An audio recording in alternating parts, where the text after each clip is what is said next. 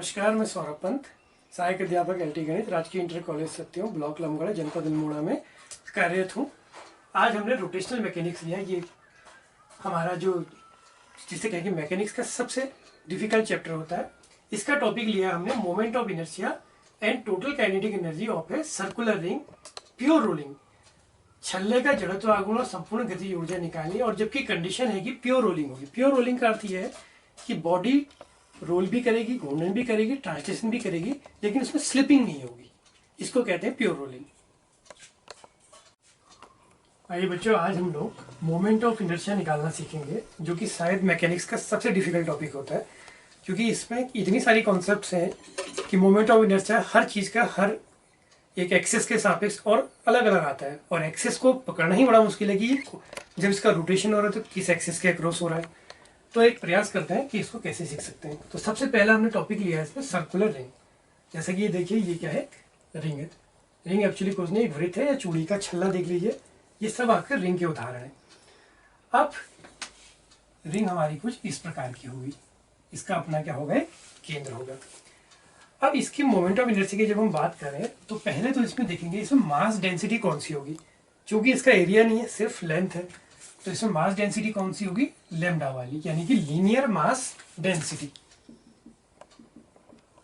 Linear mass density तो ये हो जाएगी लैम्डा इज इक्वल टू, मान लिया रिंग का टोटल मास सपोज m हो गया, और अब की बार इसमें लेंथ की जगह सरकमफ्रेंस है, और अगर हम इसकी रेडियस को r एज्यूम कर लें तो ये हो जाएगा m/2πr।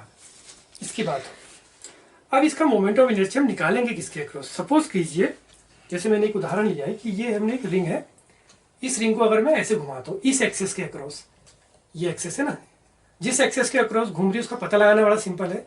वो चीज़ घूमे और वो एक्सेस बिना घूमे रहे, तो ये एक्सेस देखिए, ये बिना घूमे रह रहा है, तो इसको हम क्या कहेंगे, a line passes through its centre and perpendicular to the plane of the ring, यानी कि रिंग के परपेंडिकुलर है और उसके सेंटर से पास हो रही है। तो ये हमारा पहला टॉपिक बनेगा। इस तरह से हम लोग इसको निकालेंगे। आइए देखते हैं कि इसका उत्तर क्या आएगा। तो एक्सेस कैसी थी, इस तरह से इसके परपेंडिकुलर है, रिंग के सेंटर से जा रही है, और रिंग के जो उसकी, अगर हम वहां से एक प्लेन ड्रॉ कर दे तो उस प्लेन के क्या है, परपेंडिकुलर। तो मान लिया ये एक छोटा सा मास हमने ले लिया dm, इसकी डिस्टेंस होगी r, तो इसके थ्रू जो मोमेंट ऑफ इनर्शिया होगा इस रिंग का, वो क्या होगा, dm इंटू इसकी रेडियस को हमने कैपिटल R माना है, r²। अब आप देखिए, समझने का प्रयास करते हैं। यहाँ पर एक छोटा सा मास होगा dm, तो ऐसे dm अगर हम हर एक dm का निकालते जाएं और पूरे को जोड़ लें तो हमें क्या मिल जाएगा, पूरी की पूरी रिंग का मास। तो यानी कि हमारा मोमेंट ऑफ इनर्शिया क्या होगा, I, सम को हम लोग क्या कहते हैं, dm इंटू r²। इंटीग्रेशन से डिनोट करते हैं। इंटीग्रेशन एक तरह से आपका सिग्मा भी होता है, यानी कि योग के बराबर। तो r² बाहर ले ले तो अंदर हमारा क्या बचता है, dm, और dm वो टोटल रिंग का मास हमने क्या मान लिया है, m। तो ये फॉर्मूला आ गया रिंग का mr²। ये कब आया, जब जो एक्सेस है वो उसके सेंटर से जा रही है और वो उसके परपेंडिकुलर है। अच्छा, अब इसके बाद हम प्रयास करते हैं। सपोज करिए कि आपको इस एक्सेस के अक्रॉस निकालना होता है। मान लिया ये रिंग किसी तरह से यहाँ घूम रही होती, किसके, जो मैंने मार्कर लगा रखा है इसके डायमीटर पे है, और ये भी इसके परपेंडिकुलर है। तो इसको कैसे निकालते हैं, इसके लिए हम लोग यूज करते हैं पैरेलल एक्सेस थ्योरम। तो पैरेलल एक्सेस थ्योरम क्या कहता है कि IP, सपोज यहाँ इसको हमने IP बोल दिया, यानी कि अब की बार जो एक्सेस बनी हमारी कुछ इस तरह की बनी है, ये वाली बनी है, ये IP हो गया मान लिया। तो IP is equal to ICM, centre of mass से जाने वाली एक्सेस। और अब इन दोनों के बीच की डिस्टेंस देखें, अगर हम इन दोनों के बीच की डिस्टेंस क्या हुई, इसकी, ये क्या है, इसकी रेडियस है, इसकी रेडियस के इक्वल, तो ये हो जाएगा प्लस mr²। तो IP is equal to ICM हमें पता है, ये चूंकि सेंटर से परपेंडिकुलर, ये इसके पैरेलल है, mr² प्लस mr²। तो IP is equal to 2mr²। इसमें जो मेन चीज़ है वो यही ढूंढनी है कि जब भी आप जिसके अक्रॉस निकाल लें, देखें कि वो बेसिकली किसके पैरेलल आ रही है या इसके परपेंडिकुलर आ रही है। तो ये तो हमारा बेसिक फार्मूला था। इस बेसिक फार्मूला को आपको सीखना, निकालना है। फिर हमने इस बेसिक का प्रयोग करके हमने क्या निकाल लिया, इस रिंग का मोमेंट ऑफ इनर्शिया उसके डायमीटर को जो टच करती हुई एक लाइन जा रही है, या उसकी उसके सरकमफ्रेंस को टच करते हुए जो एक्सेस है और वो इसके पैरेलल थी। इसी तरह से हम इसका मोमेंट ऑफ इनर्शिया निकाल सकते हैं एक ऐसी एक्सेस के अक्रॉस भी, सपोज कीजिए जो इसका डायमीटर हो। अगर मान लिया हमें इसके डायमीटर के अक्रॉस निकालना है, तो देखिए जैसे ये डायमीटर हुए, अब इसके लिए क्या करा जाएगा, परपेंडिकुलर एक्सेस थ्योरम जो थी हमारी वो क्या थी, I Z is equal to I X plus I Y. ये आपकी आई जेड भी होगी जिसको हम परपेंडिकुलर भी कह रहे हैं, ये एक्स एक्सेस और ये वाई एक्सेस।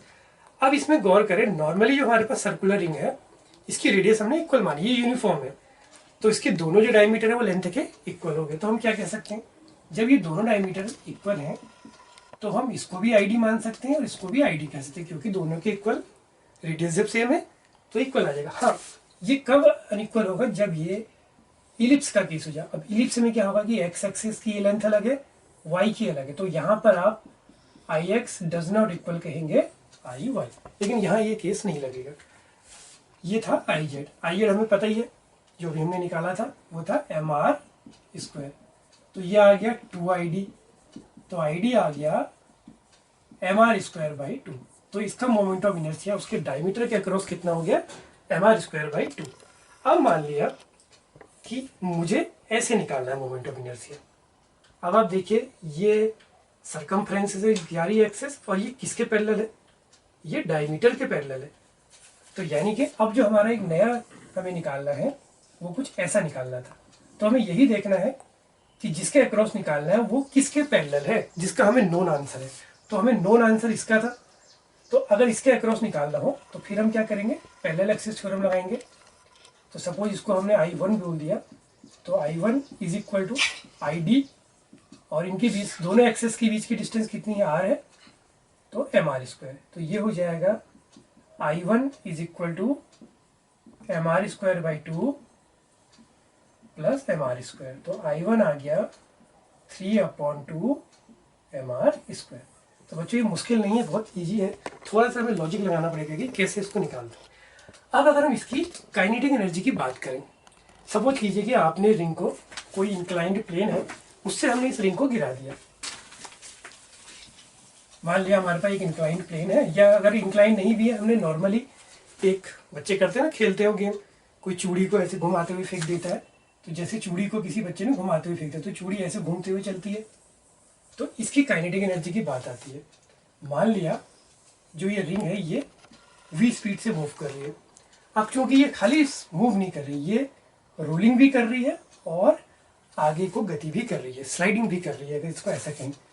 तो इसमें क्या ट्रांसलेशन कर रही है, तो इसमें दो तरह की काइनेटिक एनर्जी होगी, एक तो रोलिंग होगी और एक ट्रांसलेशन। सपोज इसका मास m हो गया, तो जो kT है ट्रांसलेशन काइनेटिक एनर्जी, वो तो हो गई हाफ mv²।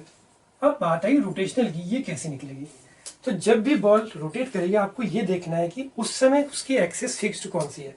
जब ये रोल करते हुए आगे को बढ़ेगी तो आप देखिए डायमीटर के अक्रॉस अगर हम लें तो डायमीटर तो इसका लगातार क्या हो रहा है, चेंज हो रहा है, वो खुद ही मूव कर रहा है। लेकिन जो ये है, ये चीज़ देखिए अनमूव है, तो हम क्या कहेंगे, इसका जो रोलिंग हो रहा है वो एक ऐसी एक्सेस से हो रहा है जो इसके सेंटर से जा रही है और इसके परपेंडिकुलर है। देखिए तो इसका रोलिंग किसके अक्रॉस हो रहा है, इसके अक्रॉस। तो जब आप इसकी रोलिंग काइनेटिक एनर्जी लेंगे जो होती है हाफ आई ओमेगा स्क्वायर, और इसमें मेन है आई, तो इसका आई क्या होगा, आई ये ढूंढना सबसे मुश्किल काम है, तो इसका आई क्या होगा, एम आर स्क्वायर, क्योंकि इसका जो रिंग है, रिंग का सेंटर से जाने वाली और उसके परपेंडिकुलर एक्सेस के अक्रॉस जो मोमेंट ऑफ इनर्शिया होता है वो होता है एम आर स्क्वायर, और इसकी जगह ले लेंगे वी स्क्वायर, क्योंकि v बराबर क्या होता है आर ओमेगा, तो v² अपॉन आर स्क्वायर, ये कैंसिल हो गया। तो उसकी जो टोटल काइनेटिक एनर्जी आएगी हाफ mv², और रोलिंग भी वही आई थी और ट्रांसलेशन भी वही आई थी, तो इसकी काइनेटिक एनर्जी टोटल आ गई mv²। तो बच्चों ये आपको समझ में आया होगा। अब हम इसी को यूज करके डिस्क का मोमेंट ऑफ इनर्शिया और उसकी काइनेटिक एनर्जी निकालेंगे।